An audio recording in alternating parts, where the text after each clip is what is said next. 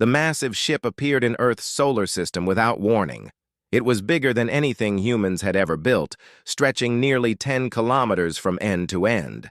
Its surface was covered in patterns that seemed to move and shift when nobody was looking directly at them. Strange lights pulsed along its hull in colors that hurt human eyes to watch for too long. Captain Maria Santos stood on the bridge of the orbital defense station Luna Prime, staring at the alien vessel through the main view screen. She had been expecting this day for 3 years, ever since Earth's first faster-than-light ship had returned from its maiden voyage to Proxima Centauri. The ship had found more than just empty space out there. It had found evidence that humanity was not alone in the galaxy. The evidence had been subtle at first. Ancient ruins on a dead planet, technology that was clearly not natural. Most importantly, a warning beacon that Earth's computers had somehow managed to translate. The message was simple and terrifying. The Council comes for all who reach the stars. Now they were here. The alien ship moved with impossible grace for something so large. It positioned itself exactly 1 million kilometers from Earth, close enough to demonstrate its presence, but far enough to avoid any immediate threat. At least, that was what the aliens probably thought. They had no way of knowing about the hidden weapons platforms scattered throughout the solar system, disguised as mining stations and research outposts. A communications signal reached Luna Prime. Captain Santos nodded to her communications officer, Lieutenant Chen. "Put them through." The main screen flickered and changed. Instead of the alien ship, they now saw the interior of what looked like a grand hall. 12 different creatures stood in a semicircle, each one clearly from a different species. Some looked almost human, while others were so alien that Captain Santos had trouble understanding what she was looking at. The creature in the center stepped forward. It was tall and thin, with pale blue skin and eyes that seemed to hold the weight of centuries. When it spoke, the words came through the translation system in perfect English, though there was something cold and mechanical about the voice. "I am Ambassador Velthar of the Zephyrian Empire, speaking for the Galactic Tributary Council. We extend greetings to the species that calls itself humanity." Captain Santos activated the response channel. "This is Captain Maria Santos of the Earth Defense Force. We receive your greetings, Ambassador." Velthar nodded slowly, as if this conversation was just another routine task he had performed countless times before. "Your species has achieved faster-than-light travel. This brings you into the sphere of galactic civilization. With this achievement comes responsibilities." The ambassador gestured to the other aliens around him. "The Council represents 12 of the oldest and most powerful civilizations in this galaxy. For 50,000 of your years, we have maintained order among the stars. We have prevented wars that could destroy entire worlds. We have guided younger species toward prosperity and peace." Captain Santos remained silent, though she noticed the tight expressions on the faces of her bridge crew. They all knew this was not going to be a friendly welcome to the galactic community. "This order requires resources," Velthar continued. "Each species that joins galactic civilization must contribute to the common good. The tribute system ensures that all species share in both the costs and benefits of our peaceful galaxy." The word tribute hit the bridge like a physical blow. Captain Santos felt her jaw tighten, but she kept her voice steady. "What exactly are you asking of humanity, Ambassador?" Velthar's expression did not change. "We are not asking, Captain Santos. We are informing. Humanity will contribute 40% of your total planetary resources annually to the Council. This includes raw materials, manufactured goods, food production, and technological innovations. 40%? Lieutenant Chen whispered, but her voice was loud enough for everyone on the bridge to hear. "The tribute system is not negotiable," Velthar said, apparently having heard the whisper. "Every species that has achieved faster-than-light capability has accepted this arrangement. It is the price of membership in galactic civilization." "Captain Tsiu?" Santos took a deep breath. She had been prepared for this moment, but hearing the actual demand still made her angry. And if we refuse? For the first time, something like emotion crossed the ambassador's face. It might have been surprise or perhaps amusement. Refusal is not an option, Captain. Species that refuse to join the tribute system receive correction. The correction continues until compliance is achieved. Correction. Captain Santos repeated the word slowly. Military action, Velthar clarified. We prefer cooperation, but we are prepared to use force if necessary. However, no species has ever required extensive correction. All have seen the wisdom of joining galactic civilization peacefully. Another alien stepped forward, this one covered in what looked like metallic scales that reflected the lights of the chamber. The Korthak Empire speaks for military affairs. Our records show 847 successful integrations into the tribute system. 0 failures, 0 exceptions. The scaled alien's voice sounded like grinding metal through the translation system. Your species appears to possess approximately 250 combat vessels, most of which use primitive fusion drives. Our correction fleets contain technologies that are several centuries beyond your current capabilities. Resistance would be brief and costly for your people. Captain Santos felt the eyes of her bridge crew on her. She knew that every word of this conversation was being transmitted directly to Earth's united colonial government. The politicians and generals down there would be scrambling to figure out how to respond to this impossible situation. I see, she said finally. This is obviously a significant decision for our species. We will need time to consider your proposal. It is not a proposal, Velthar reminded her. However, we understand that younger species sometimes require time to accept the reality of their situation. You have 72 of your hours to provide your compliance schedule and resource allocation plans. The ambassador moved closer to whatever device was transmitting his image. Captain Santos, I should mention that delay tactics are inadvisable. Every species believes they are unique. Every species imagines they can find a third option. There is no third option. Submit to the tribute system or face correction. These are the only choices available to you. The communication ended abruptly, leaving the bridge of Luna Prime in tense silence. Captain Santos stared at the blank screen for a long moment before turning to her communications officer. Lieutenant Chen, get me a direct channel to Earth Command. Priority Alpha. Yes, ma'am.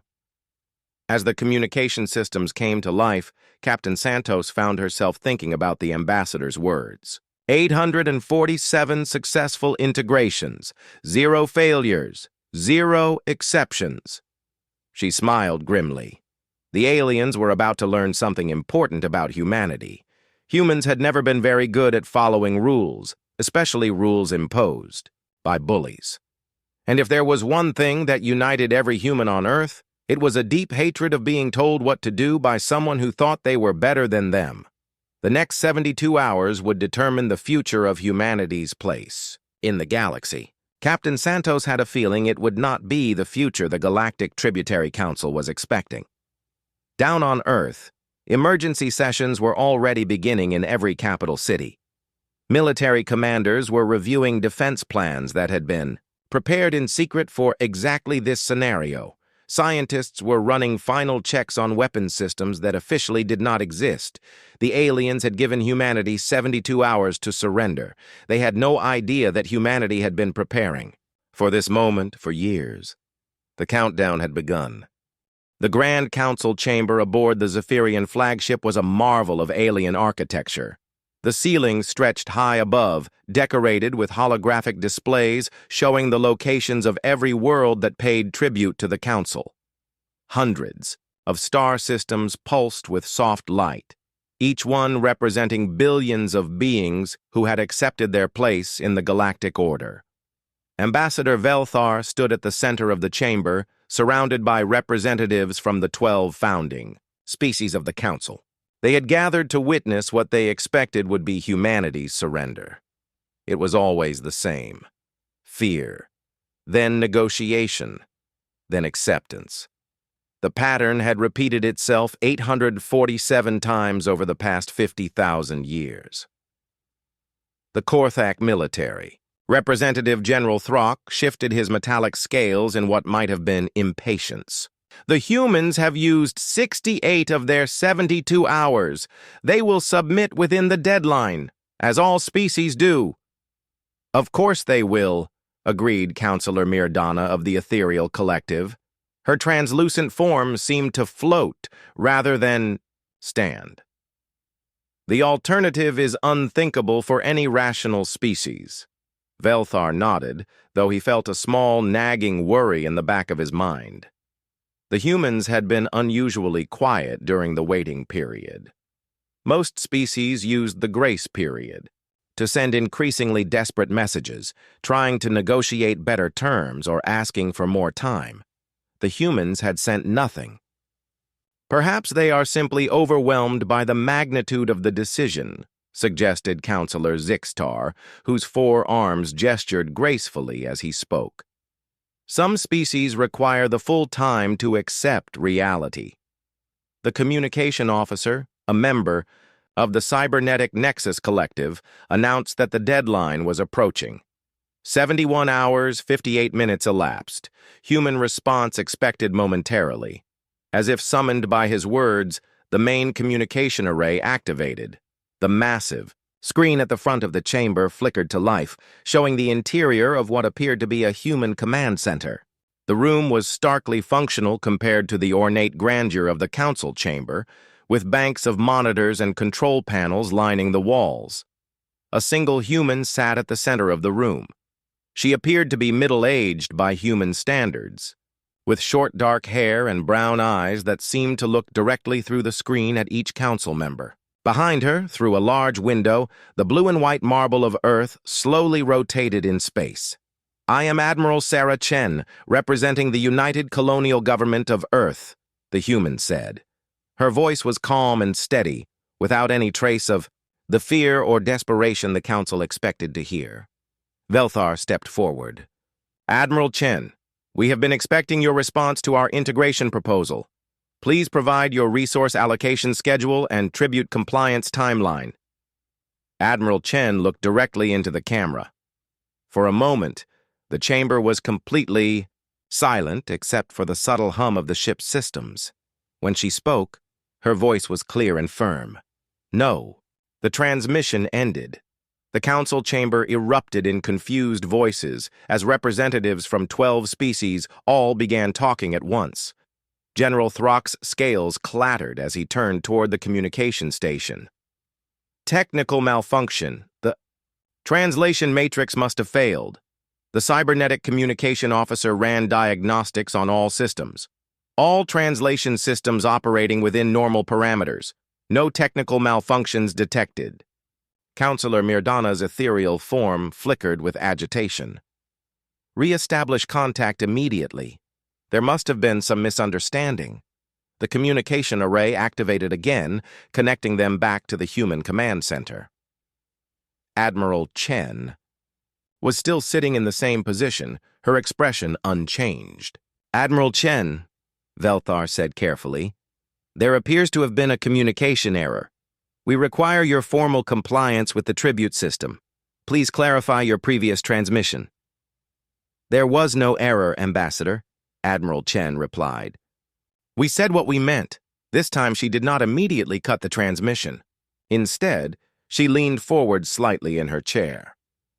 "Let me be absolutely clear so there can be no misunderstanding. The United Colonial Government of Earth hereby formally rejects your demand for tribute.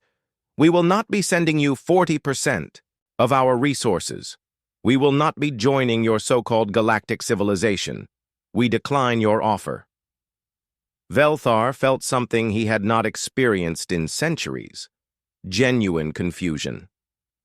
"Admiral, perhaps you do not understand the consequences of this decision.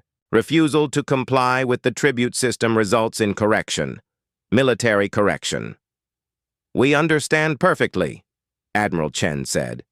"You're threatening to attack us if we don't pay you protection money. We've dealt with bullies before, Ambassador. The answer is still no." General Throck moved forward, his metallic form reflecting the lights of the chamber. Admiral, you should be aware that the Council's military forces represent technologies far beyond your current capabilities. Resistance would be futile and costly for your species. Admiral Chen smiled, and something about that expression made Velthar feel deeply uncomfortable. General, you're welcome to try. Councillor Zixtar's 4 arms moved in agitation. This is unprecedented.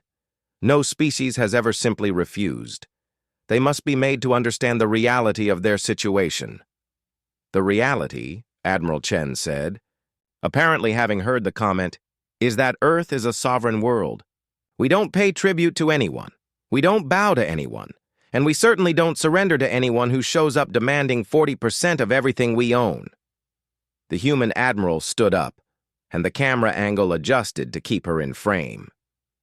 You've told us that 847 species have accepted your tribute system. Congratulations, you just met number 848, and we're breaking your perfect record. Velthar tried one more time to make the human understand. Admiral Chen, please consider the welfare of your people. The Council has maintained peace in this galaxy for 50,000 years. The tribute system ensures stability and prevents conflicts that could destroy entire civilizations. Your peace, Admiral Chen replied, is built on extortion and fear. That's not peace, Ambassador. That's tyranny. And humanity has never been good at accepting tyranny. She moved closer to the camera, and her voice became harder. Here's what's going to happen. You're going to leave our solar system. You're going to cross Earth off your list of potential tribute worlds, and you're going to find someone else to bully, because it won't be us. General Throck's scales rattled with what the translation system identified as anger. This defiance will not be tolerated. Correction forces will be dispatched immediately. Do what you feel you must, General, Admiral Chen said. But understand this. If you bring war to our system, you'll get more fight than you bargained for. We're not like the other species you've encountered. We don't surrender, we don't submit, and we don't quit. The transmission ended for the second time, leaving the council chamber in stunned silence. Velthar stared at the blank screen, trying to process what had just happened. In 50,000 years of galactic diplomacy, no species had ever simply said no. There had been negotiations, attempts at bargaining, desperate pleas for more time or better terms.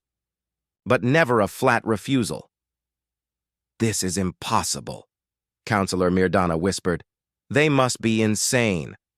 General Throck was already activating his command systems.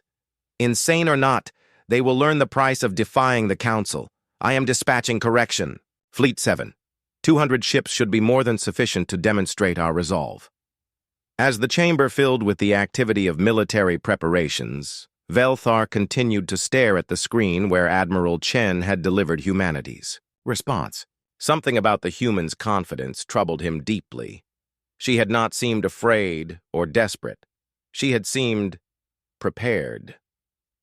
For the first time in his long life, Ambassador Velthar wondered if the Council might have made a serious mistake. Earth Admiral Chen turned away from the communication console and walked to the window overlooking the planet below.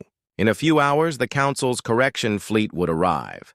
They would expect to find a frightened, technologically inferior species ready to beg for mercy. Instead, they would find something the galaxy had never seen before. Humans who were ready for war. The waiting was over. Now the real test would begin. The emergency session of the Galactic Tributary Council lasted for 6 hours. Representatives from 12 species argued, debated, and analyzed the unprecedented situation. Never in their recorded history had a species simply refused to join the tribute system. The very concept seemed impossible. Ambassador Velthar stood before the central holographic display, which showed detailed scans of the Sol system. The information looked exactly as expected for a species that had recently achieved faster-than-light travel. Primitive fusion-powered ships, basic energy weapons, a small collection of orbital stations around their homeworld, nothing that posed any serious threat to the Council's advanced technology. The humans appear to have approximately 250 combat vessels, reported General Throck. his metallic scales reflecting the blue light of the hologram. Most use simple fusion drives with basic maneuvering capabilities. Their weapons are primitive kinetic projectiles and low-power energy beams. Counselor Mirdana's ethereal form flickered with confusion. Then why do they resist? Surely they must understand they cannot win against our forces. Perhaps, suggested Counselor Zixtar, they believe their defiance will inspire other species to resist. They may think they can start some kind of rebellion. The Bai thought sent a chill through the chamber. The tribute system worked because it was absolute. Every species paid. Every species submitted. If word spread that humans had successfully resisted, other worlds might begin to question the Council's authority. That cannot be permitted, Velthar declared. The humans must be corrected swiftly and decisively. The example must be clear to all other species. General Throck activated his tactical displays. Correction Fleet 7 is already prepared for deployment. 200 ships, including 3 dreadnoughts and 15 heavy cruisers. The force is more than sufficient to handle any resistance the humans might offer. The display showed the Correction Fleet's composition in detail. Each ship represented centuries of technological advancement. The smallest vessel in the fleet carried weapons that could destroy entire cities. The dreadnoughts could crack continents. The correction should be swift, General Throck continued. We estimate total human resistance will collapse within 2 hours of engagement. Their primitive vessels will be eliminated with minimal effort. Counselor Kelnara of the Silicon Hegemony raised an objection with electronic chirps and beeps that the translation system converted to words. Is such force necessary? Perhaps a smaller demonstration would suffice. No, Velthar said firmly. The humans have made their defiance public. Other species will be watching to see our response. We must show overwhelming force to prevent any thoughts of rebellion elsewhere. The vote was unanimous. Correction Fleet 7 would depart immediately for the Sol system. 3 days later, the massive Correction Fleet dropped out of hyperspace at the edge of the Sol system. 200 ships of various sizes spread out in attack formation, their weapons powered and ready. The fleet's sensors immediately began scanning for human defenses. Admiral Keftar commanded the fleet from the bridge of the dreadnought Eternal, Dominion. He was a veteran of 43 correction actions, and none had ever required more than a few hours to complete. The humans would follow the same pattern as every other species: initial resistance, growing desperation, and final surrender. Sensor report, Admiral Keftar ordered. Human vessels detected throughout the system, reported the sensor officer. Approximately 230 ships, as intelligence predicted. Most are concentrated near their homeworld. Several. Smaller groups are scattered among the outer planets.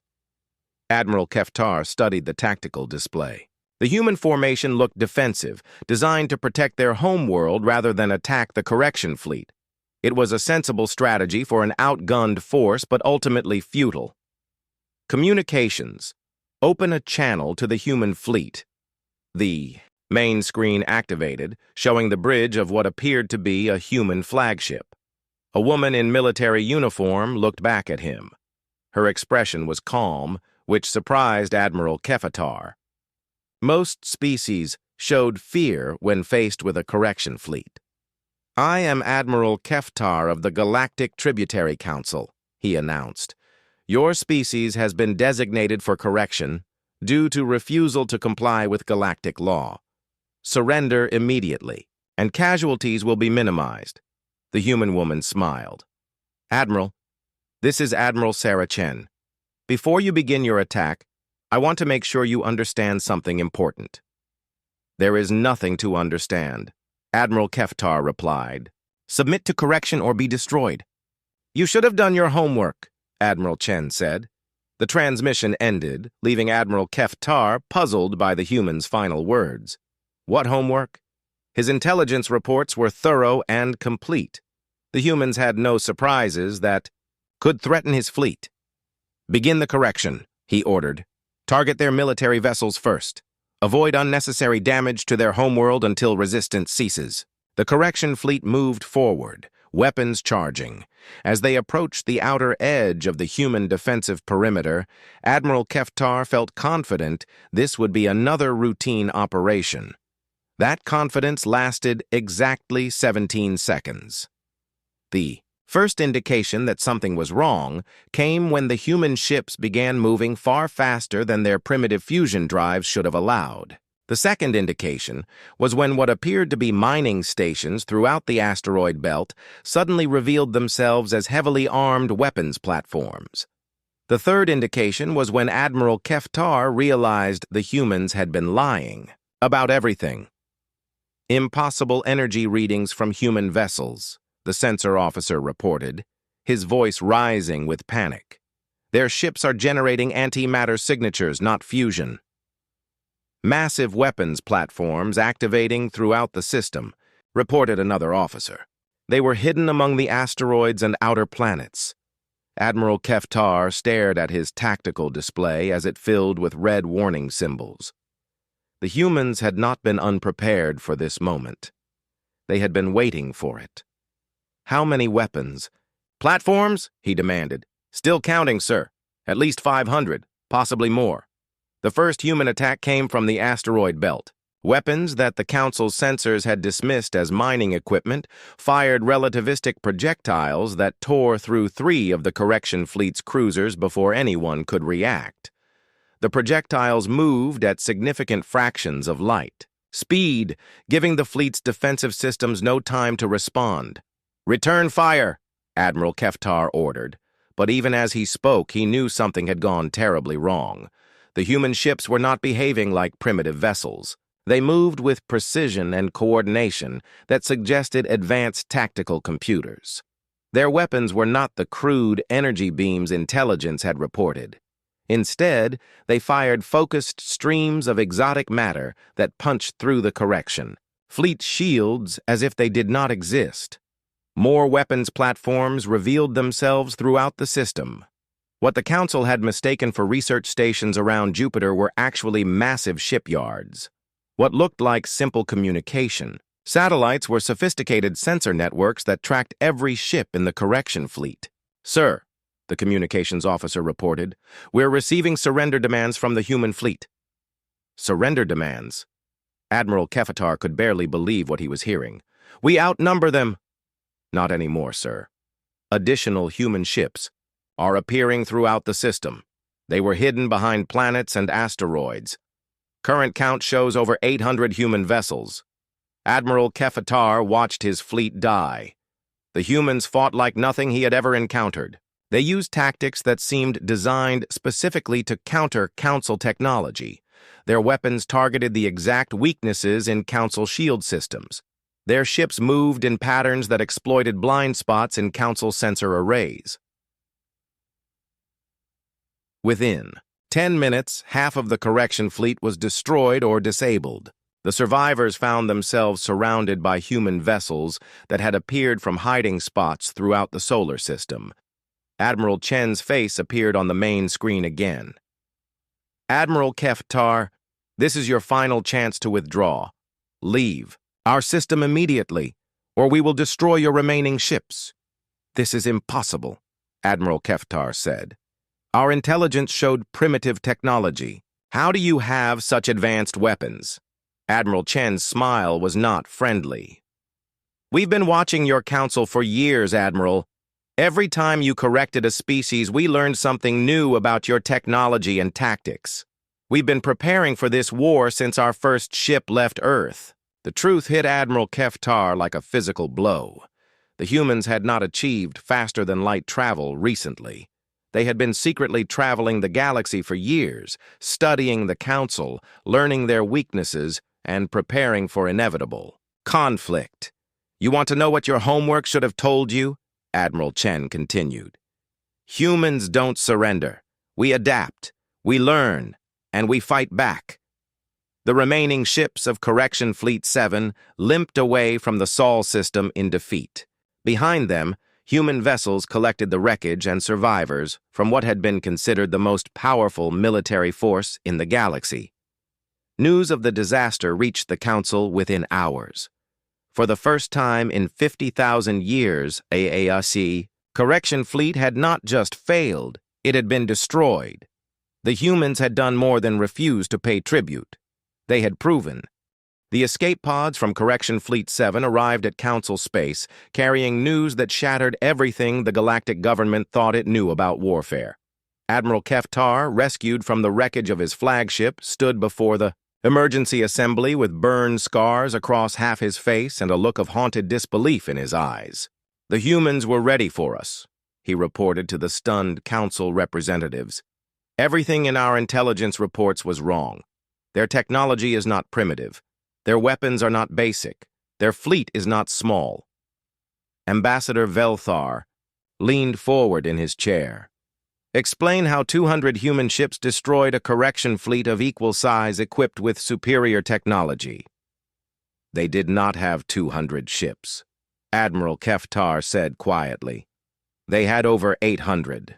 Hidden throughout their solar system, disguised as mining operations and research stations, we flew into a trap that had been prepared for years. The chamber erupted in shocked voices. General Throck's metallic scales clattered as he stood. Impossible. Our long-range sensors mapped every object in their system. We would have detected such a fleet. Admiral Keftar shook his head. Their stealth technology is beyond anything in our databases. Ships that appeared to be asteroids suddenly activated and attacked. Weapons platforms that registered as mining. Equipment opened fire with relativistic kill vehicles. We were fighting an enemy that had been watching us while remaining invisible. Counselor Mirdana's ethereal form flickered rapidly, a sign of extreme agitation.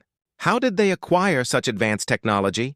Our records show they only achieved faster-than-light capability 3 years ago.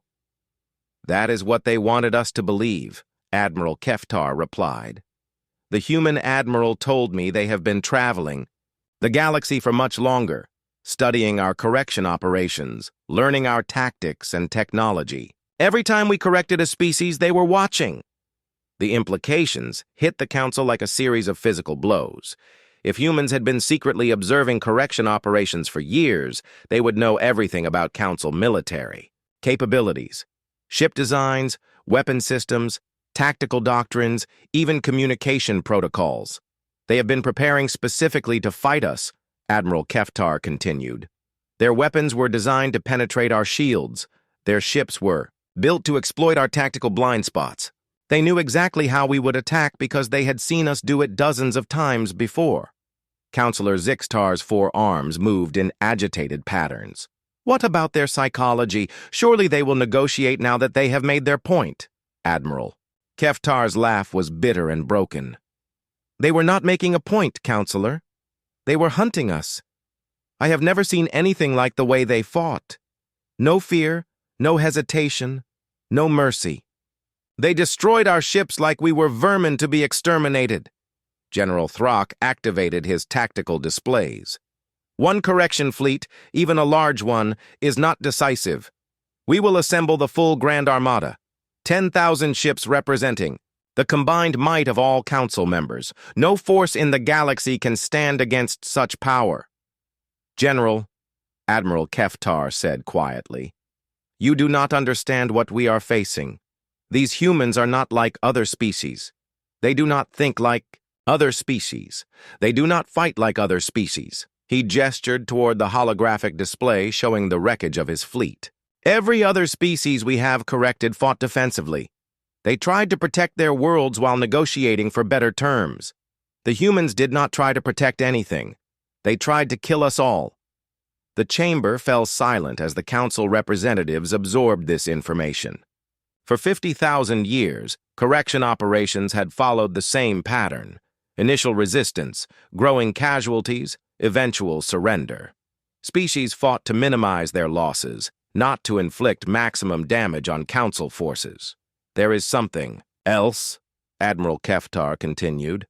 As my ship was being destroyed, I monitored their communications. They were not using council languages or translation protocols. They were speaking in their own language, using their own communication systems. They have been completely independent of our networks. Velthar felt a cold chill run through his body. What does that mean? It means they know everything about us, but we know nothing about them. They have access to our technical databases through the species they have been observing, but they have been completely isolated from our intelligence networks. We cannot monitor their communications, track their ships, or predict their movements. The tactical display updated to show current intelligence on human capabilities. The information was sparse and mostly marked as unreliable.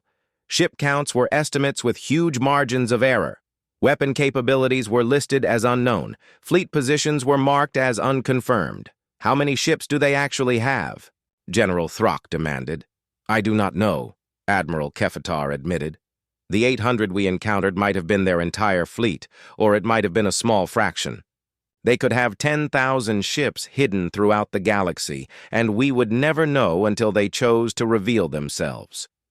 Counselor Kelnara's electronic communication system chirped and beeped rapidly before the translation came through. This suggests the humans have been preparing for total war, not just defense of their homeworld. Agreed, Admiral Kefetar said. Their admiral spoke of humans not surrendering, not submitting, not quitting. I believe they intend to fight until either they are completely destroyed or we are. The weight of this revelation settled over the council chamber. Every previous correction had been a limited conflict with clear objectives and predictable outcomes. The humans were offering something entirely different, unlimited war with no possibility of negotiated settlement. We must crush them immediately, General Throck declared, before news of their resistance spreads to other worlds. If the tribute species believe they can successfully rebel, the entire system will collapse. Velthar nodded grimly. Assemble the Grand Armada. Every ship, every weapon, every soldier. We will not make the mistake of underestimating them again. As the Council dispersed to prepare for the largest military operation in galactic history, Admiral Keftar remained behind, staring at the tactical displays. He had not told them everything about the human attack. He had not mentioned the look in Admiral Chen's eyes when she ordered the destruction of his fleet. He had not described the cold efficiency with which human weapons had torn through ships that had seemed invincible for millennia. Most importantly, he had not shared his growing suspicion that the humans had wanted the Council to attack them. The trap in the Sol system had been too perfect, too well prepared.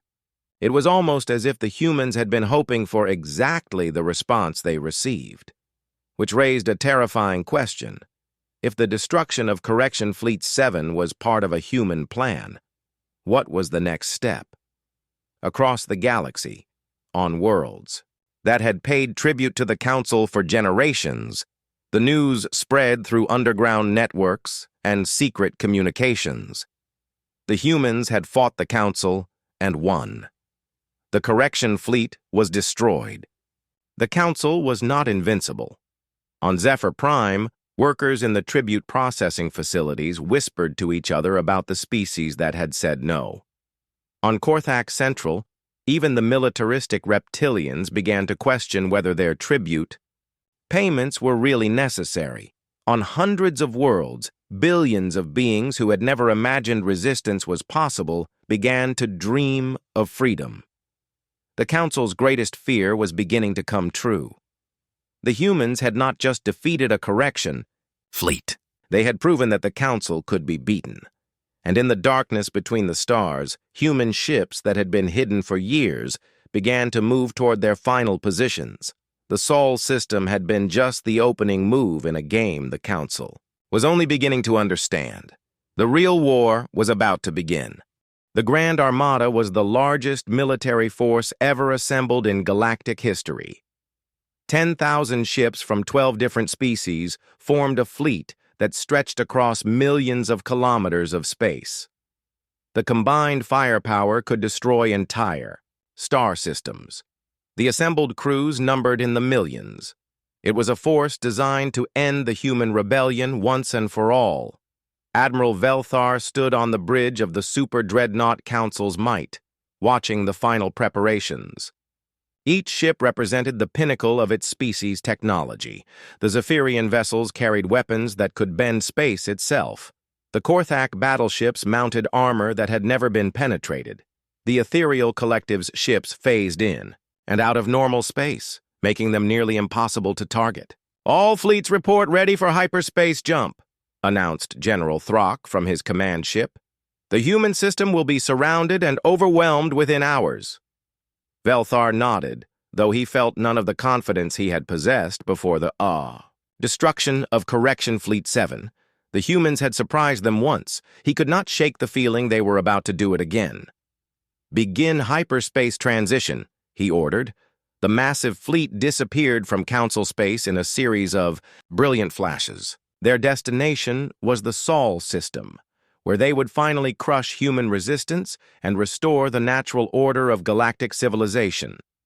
The Grand Armada emerged from hyperspace expecting to find the Sol system defended by the same 800 ships that had destroyed Correction Fleet 7. Instead, they found something that defied all possibility. The space around Earth was empty. "Sensor report," Velthar demanded. "No human ships detected in the immediate area," replied the sensor officer. "Long-range scans show minimal defensive presence around their homeworld." General Throck's image appeared on the communication screen, his metallic features reflecting confusion. "Where is their fleet? They cannot have simply disappeared." Before anyone could answer, every sensor alarm in the Grand Armada began screaming at once. "Massive hyperspace signatures detected," the sensor officer reported, his voice rising in panic. "Ships emerging throughout the system. No, not just the system, ships emerging everywhere." The tactical display exploded with red warning symbols as human vessels appeared from hyperspace jumps all around the Grand Armada. But these were not the 800 ships from the Sol system defense. These were thousands of vessels appearing in perfect formation, as if they had been positioned for this moment. "Impossible," whispered Counselor Mirdana from her command ship. "They cannot have that many vessels." But the impossible was happening before their eyes. Human ships continued to appear, surrounding the Grand Armada in a sphere of firepower that dwarfed even the Council's massive fleet. The tactical computers struggled to count the incoming vessels as more and more emerged from hyperspace. "Current count exceeds 15,000 human ships," the sensor officer reported. "Still increasing." Admiral Velthar stared at the display in growing horror. The humans had not just been hiding ships in their own system. They had been building a fleet throughout the galaxy, keeping it hidden until this exact moment. A communication signal reached every ship in the Grand Armada simultaneously. Admiral Sarah Chen appeared on every screen, her image broadcast with a power that suggested transmission equipment far beyond anything the Council had imagined humans possessed. "Members of the Galactic Tributary Council," she began, her voice carrying clearly across all frequencies. "For 50,000 years you have ruled this galaxy through fear and extortion. You have demanded tribute from hundreds of species, stolen their resources, and crushed anyone who dared to resist." Behind Admiral Chen, Earth rotated slowly in space, but now it was surrounded by massive orbital platforms that had not been there during the first contact. Construction yards, defensive stations, and weapons platforms that demonstrated the true extent of human industrial capability. "You call it tribute," Admiral Chen continued. "We call it theft. You call it galactic civilization. We call it tyranny. You call it the natural order. We call it slavery." The human fleet began to move not toward the Grand Armada but around it. Ships that had seemed impossibly fast during the first battle now demonstrated maneuvers that violated the Council's understanding of physics. They moved like living things, flowing around the massive Council formation with predatory grace. "Today, your age of dominance ends," Admiral Chen announced. "The tribute system is finished. The Council's authority is revoked. The galaxy is free." General Throck's voice crackled across the command frequency. "All ships, attack formation. We still outnumber them. We can fight our way through.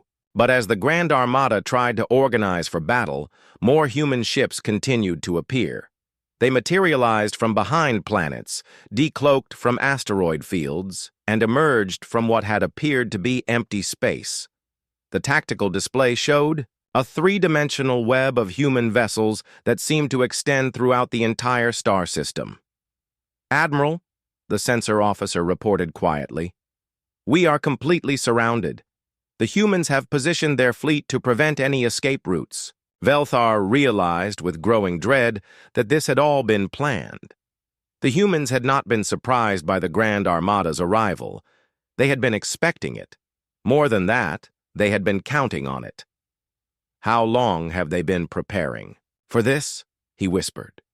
As if she had heard him across the vacuum of space, Admiral Chen provided the answer. "We have been building this fleet for 15 years. Every time your council corrected a species, we were there, watching and learning. Every time you demonstrated your technology, we adapted it and improved it. Every time you showed us your tactics, we developed countermeasures." The human fleet was now in complete control of the battlefield. Ships that had appeared to be simple transport vessels revealed themselves as carriers launching thousands of fighters. Platforms that looked like communication arrays began charging weapons that made the space around them glow with dangerous energy. "But we did not just prepare to fight you," Admiral Chen continued. "We prepared to replace you." New signals began broadcasting across the galaxy, reaching every world that had ever paid tribute to the Council. The messages were simple and direct, translated into hundreds of languages. "To all species under Council rule, you are free. The tribute system is ended. Human liberation fleets are en route to your worlds. The age of tyranny is over." Velthar felt the last of his hope die as he realized the scope of the human plan. They had not just built a fleet to fight the Council. They had built a fleet to liberate every world in Council space simultaneously. "Impossible," he said. "You cannot have enough ships to reach every tribute world." Admiral Chen's smile was not pleasant.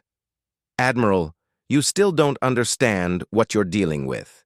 We've been preparing for this war for 15 years. We've built shipyards in the empty, spaces between stars. We've recruited allies from among the species you've oppressed.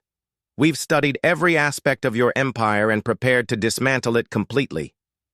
The communication screens throughout the Grand Armada began showing feeds from across the galaxy. Human fleets were indeed arriving at tribute worlds, but they were not arriving as conquerors. They came as liberators, offering freedom to species that had known nothing but Council rule for millennia.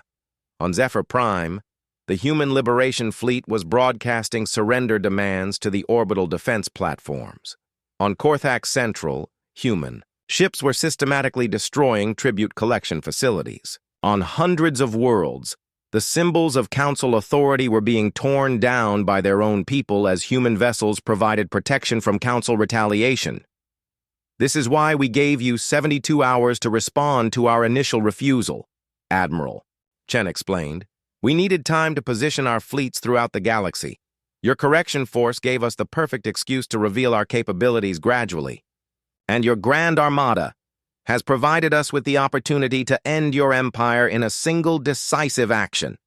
General Throck's voice came across the communication system, but it no longer carried the confidence it had before. "Humans, you may have us surrounded, but we will not surrender.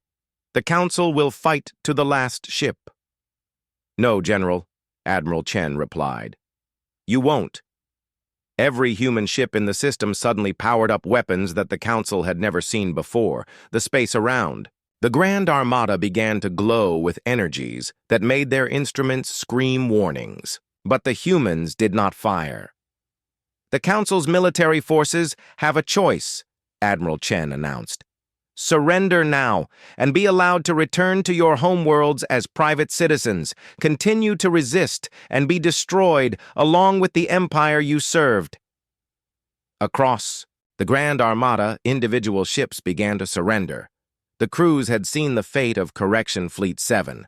They knew they faced weapons and tactics that could destroy them without difficulty.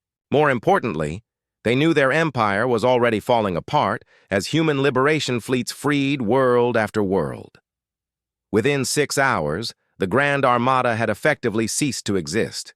Some ships surrendered. Others attempted to flee and were destroyed. A few tried to fight and lasted only minutes against human weapons that seemed designed specifically to counter every defense the Council possessed. Admiral Velthar found himself alone on the bridge of Council's might as